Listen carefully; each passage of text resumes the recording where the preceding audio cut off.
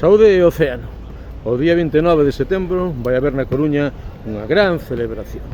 A cidade toda vai honrar a figura e a obra de Francisco Miguel, ese gran pintor.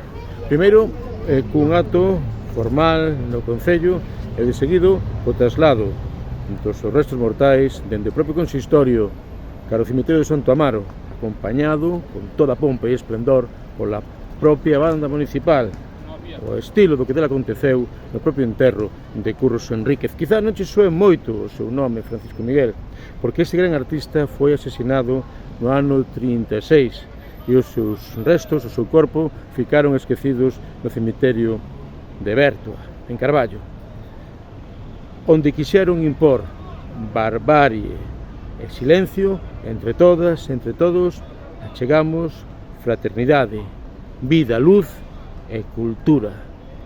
Esa mellor Coruña das vanguardas da creatividade de Francisco Miguel volve a nós para alimentar o futuro. Honremos, pois, a obra e a memoria de Francisco Miguel.